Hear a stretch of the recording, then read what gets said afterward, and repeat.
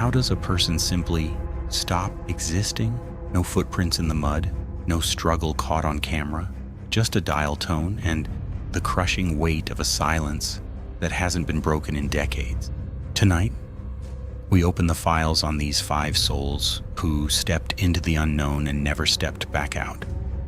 We investigate the chilling final seconds of a teenager whose last words, a frantic 2-word realization, chilled his father to the bone before the line went dead forever. We dive into the nightmare of a celebration that ended in a cold, metallic tomb, where a high-pitched scream was allegedly buried under the thumping bass of party music, while friends looked the other way. These aren't just cold cases. These are the moments where the world turned its back. From abandoned cars left running on bridges to security footage that shows the exact moment a soul vanished into thin air. Welcome to Shizzled TV's Dark Files.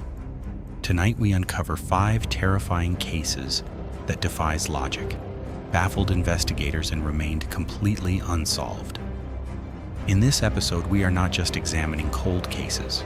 We are digging into a bizarre, unexplained moments. Let's start by going on the first case. Kenny Veach. In 2014, experienced hiker Kenny Veach posted a comment on YouTube about a mysterious cave he'd found in the Nevada desert.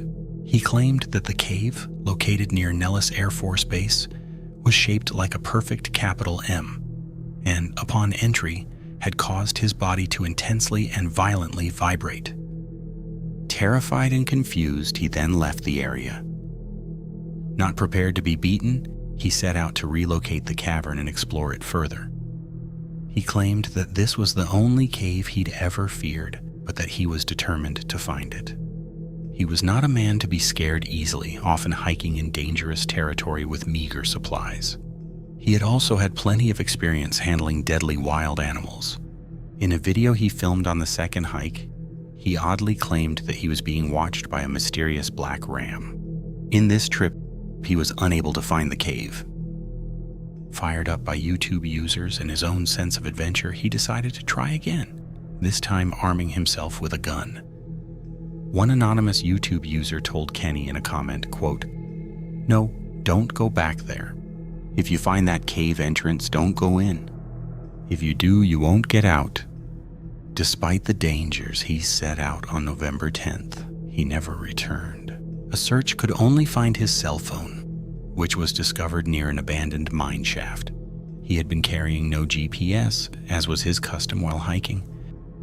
Speculation around his fate is rife. Most claim that he may simply have fallen victim to the elements. His hikes indeed were intense, with Kenny himself claiming that it often took his body 3 days or more to recover from these arduous treks. This hike in particular was harsh, remote, unpredictable, and replete with danger. He may also have committed suicide. He and his family suffered from a history of depression and mental illness. He had reportedly told his girlfriend that if he decided to commit suicide, no one would be able to find him. Others speculate that he may have ran from his life to start afresh somewhere new. The most interesting speculation is based on Kenny's claims of the cave's effect on his body. Nellis Air Force Base is linked to many odd conspiracy theories of military experiments, subterranean tunnels, and secret research projects. Area 51, the most famous top-secret military base, is itself relatively close to the site. The bizarre case remains a mystery. Kenneka Jenkins. After attending a party on September 8th, 2017, 19-year-old Kenneka Jenkins was reported missing. Having been celebrating on the 9th floor of the Crown Plaza O'Hare Hotel in Chicago, her dead body was found just before 1 a.m. on September 10th. It was discovered in a walk-in freezer in the hotel, having allegedly been there for over 20 hours. Kenneka was discovered lying on her side, face down, with her right shoe removed and a small cut on her bare foot. She was wearing the same clothing in which she had been last seen, though her shirt was pulled up to reveal her breasts. Graphic images of the scene show that the freezer contained no food. Police began their investigation hours after Kenneka was reported missing. Had they interfered quicker, she could have potentially been saved. CCTV footage from the night of the party shows Kenneka staggering and stumbling around the hotel. She appears to be very drunk.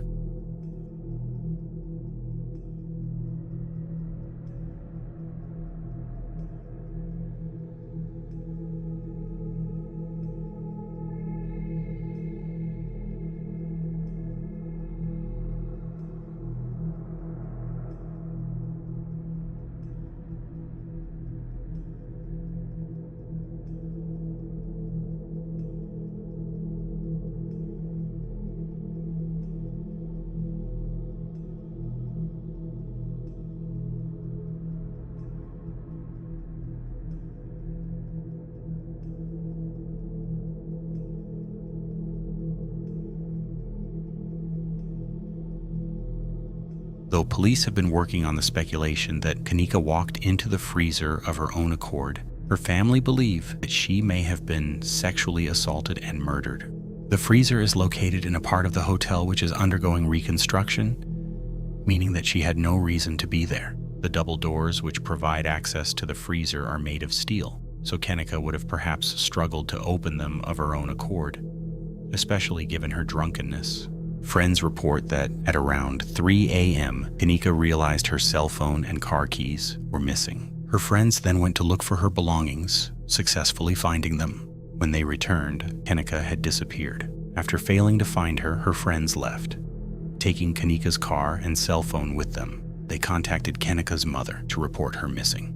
In a video posted online after her disappearance, hotel visitors and staff chat during the party. At one point, a high-pitched noise is audible before some music begins. Many people believe that this is Kenneka screaming or pleading for help, and that the music is played to cover up the sound.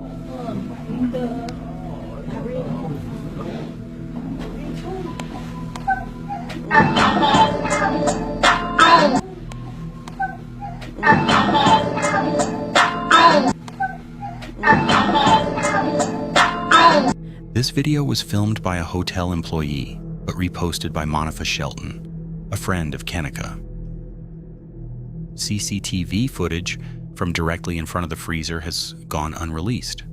Motion sensor cameras seem to indicate that no one entered the freezer area in the hours before and after Kenneka did so.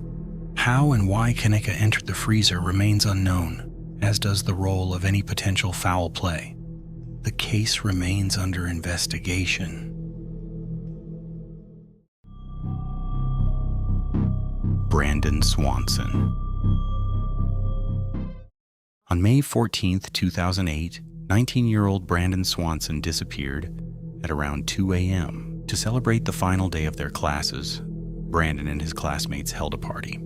On the way back from the festivities, at around midnight, Brandon accidentally drove into a ditch with his vehicle and became stuck. He allegedly only had a couple of drinks, not enough to account for poor driving or disorientation. After attempting to contact friends to no avail, Brandon called his father.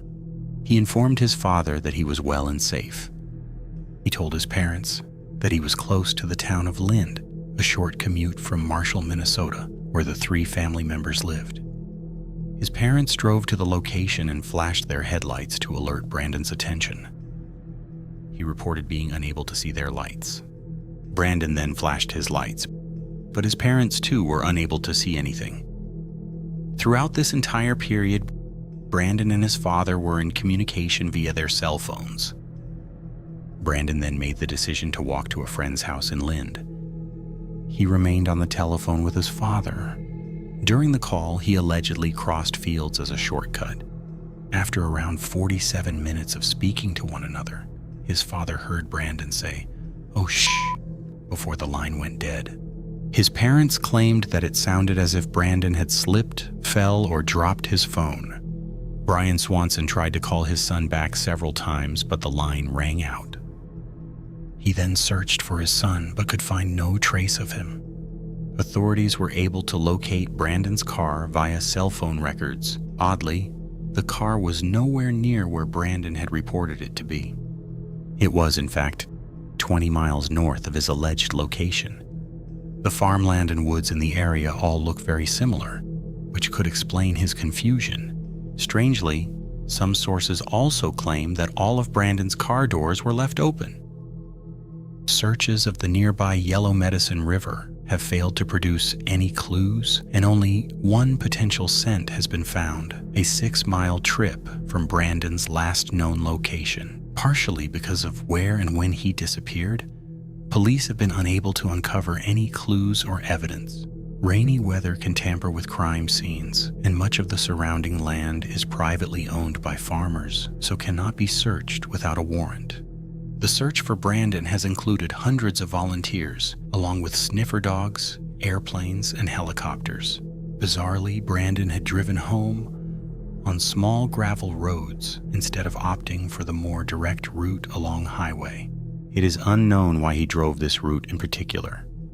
Most theorists speculate that Brandon either drowned after falling into the river or froze to death when trying to find shelter on farmland. Others fear that he may have been kidnapped or murdered or decided to fake his own disappearance. However, the case remains unsolved.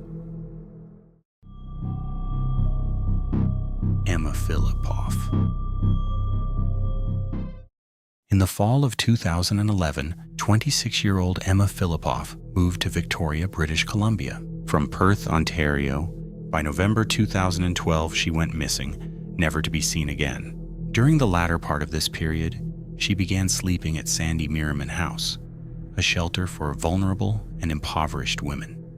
She had also purchased a van which she used for both transport and as accommodation. On November 23rd, Emma called her mother to announce that she wanted to return home. Teary and upset, she continued to call her mother in the period leading up to November 28th. During their final call at 4:30 a.m., she told her mother, quote, "I don't know how I can face you, and don't come, Mom. Not today." When her mother decided to do just that, arriving at 11 p.m., she found her daughter wasn't in the shelter. No one has heard from her since. Friends reported that she had been feeling stressed and upset, claiming that, according to Emma, an unknown figure had been harassing and worrying her. Journal entries written by Emma reference that she may have had a stalker. She had reportedly become distant and frightened, with an apparent aversion to non-female company. According to her own writing and shelter staff, she was isolated, paranoid, depressed, and felt a compulsion to escape.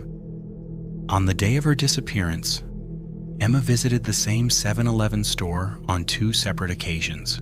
The first time she purchased a $200 prepaid credit card. The second time she purchased a prepaid cell phone.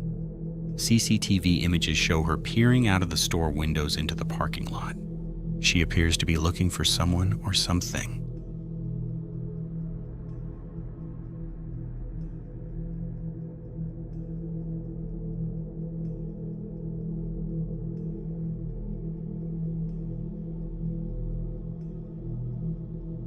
CCTV from a YMCA in Victoria, shot 5 days before her disappearance, shows Emma entering and leaving the building multiple times within a 14-minute period. She looks as if she may be avoiding someone.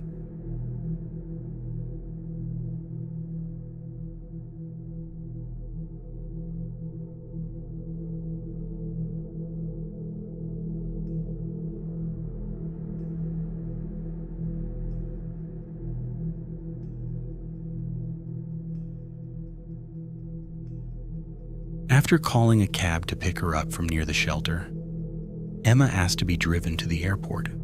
She then changed her mind, claiming to have insufficient money, asking instead to be dropped off in the exact same spot she was picked up. Becoming paranoid after hearing the cab dispatch radio, she allegedly asked the driver, quote, "Why is there noise coming out of that?" Minutes later, she was seen standing barefoot on a street corner. The acquaintance who spotted her, Dennis K., claimed that she was looking shifty and paranoid, and that she was constantly looking around her. He then called the police, who spoke with her in person outside of the Empress Hotel, but decided that she was not a threat to herself or anyone else. She told officers that she was not suicidal. They released her. This was her last known sighting. Her van was found in the parking lot of the Chateau Victoria Hotel and included many of her essential belongings, including her passport and laptop. 2 potential suspects are linked to the case. One man, a driver of a white van, attempted to use Emma's prepaid credit card at a gas station. He claimed to have found it by the side of the road. Another man named Julian Hurd was a former friend of Emma. Julian had previously, via his own admission, been stalking Emma in her original hometown of Perth. After she moved from Perth to Victoria, he did so too a few months later. He was allegedly infatuated with Emma. Both of these suspects were questioned, polygraphed, and released. In May, a man entered a clothes store in British Columbia holding one of Emma's missing person posters. He told an employee that Emma was his girlfriend, claiming that rather than being missing, she simply wanted to be left alone. CCTV footage of this encounter was released to the public to no avail.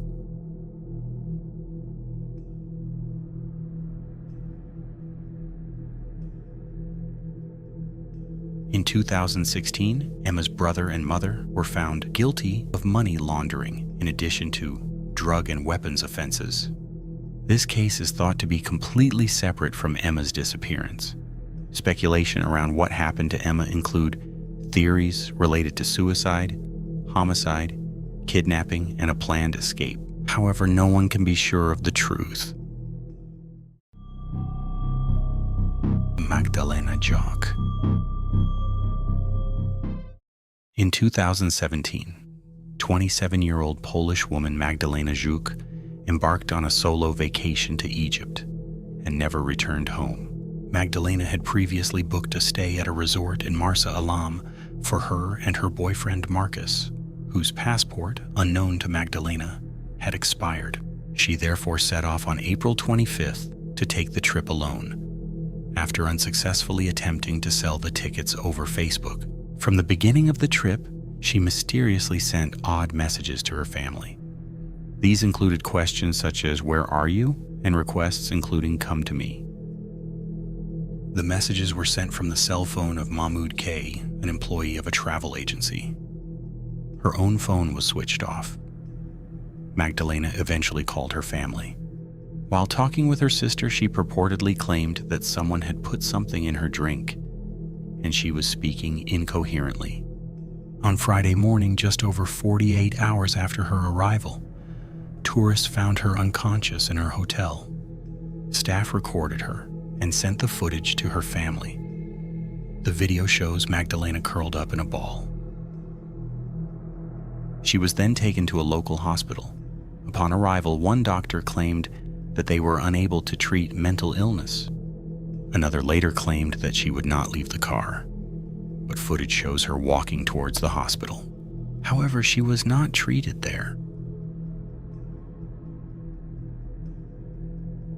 On Saturday, Magdalena was escorted by a hotel staff member to an airport. She was refused the right to board, as she was considered to be too ill. Some reports claim that she was screaming, shouting, and taking off her clothes. Upon returning to the hotel, the staff would not allow her to check in. She could not find an alternate hotel. Staff from the original hotel then placed Magdalena on a video call with her boyfriend. In the video, Magdalena utters a number of strange and disturbing statements.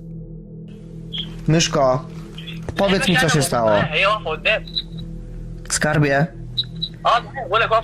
nie bój się, powiedz mi, co się stało, proszę cię. Madziu moja. Aniołku, nie bój się, powiedz mi, co się dzieje.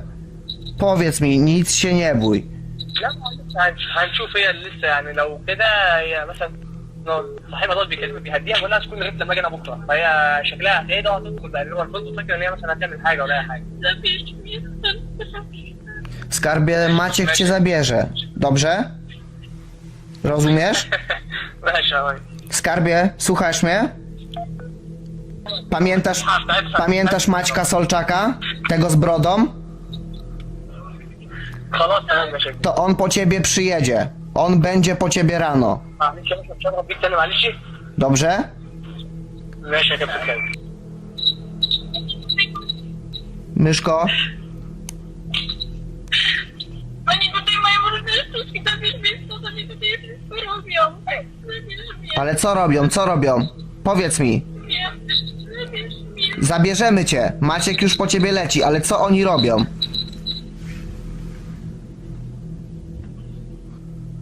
Kochanie, nie bój się mówić. Słucham? في الاخر تلاقي زوج راجل الأرض. Możesz mówić, śmiało, mów do mnie. Mów do mnie, kochanie, i nie bój się. Myszko, ja będę miał na to dowód. Ja to mam nagrywane na drugim telefonie. Powiedz mi, co się tam stało. Nie bój się, tylko mi powiedz. Ja muszę to mieć nagrane. Nie da, nie wiecie, że to może było tyle, to nic nie da, to nic nie da, to nic. Kochanie, ja jutro po ciebie będzie jutro po ciebie Maciek, tylko mi powiedz, co się stało. Zresztą, Co się stało? Daj go po- Powiedz mi, proszę cię. Słucham? nie do pracy, ja nie wrócę stąd. Wrócisz stąd. Wrócisz. Kochanie, co się stało? Powiedz mi, co się stało. Nie mogę mówić, przepraszam. Musisz powiedzieć mi, skarbie, proszę cię. To nic nie da. Ale powiedz mi, ja to muszę wiedzieć. Ja to muszę wiedzieć, żeby cię chronić, rozumiesz? Powiedz mi, proszę cię. After being questioned by her boyfriend further, Magdalena mysteriously utters the letter M as a response. The significance of this is unknown. The letter could refer to Marcus, her boyfriend, Mahmoud, Magdalena herself, or something else entirely. Co się stało? Mów. Powiedz śmiało, szybko, będziemy mieli to z głowy. Co M? Co M? Powiedz mi, nie bój się. Popatrz się na mnie i mi powiedz. Cześć, Markus. Myszko. Markus. Cześć. Markus, halo. No, słucham. Witam. Halo? Wydaj mi tu strata czasu. Ja będę dzwonił teraz znowu do ambasady tutaj w Egipcie, dobrze? No dobrze, a możesz poprosić Magdę, żeby włączyła telefon? Magda, włączy telefon, bo Markus chce dzwonić do ciebie. Włącz twój telefon, proszę. Daj teraz, kiedy przyjdzie. The staff then took Magdalena back to the hospital. She refused to be examined. Footage from the hospital shows her lying on the floor before attacking the people around her.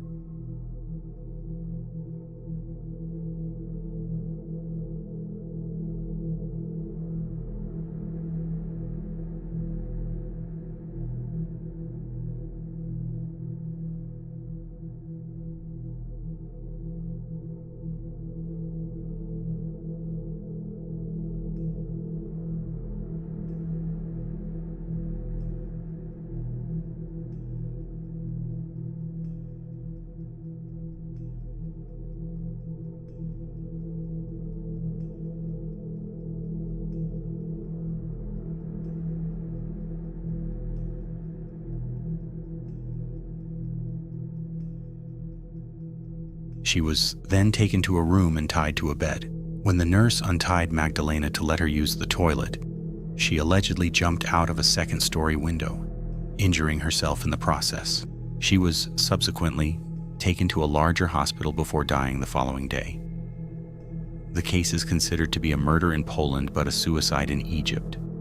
Some investigative sources claim that Magdalena's injuries are not in keeping with a voluntary leap, suggesting that she may have been drugged and thrown out of the window.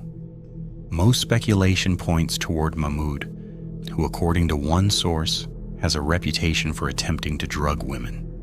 Magdalena's family also believe that he is to blame.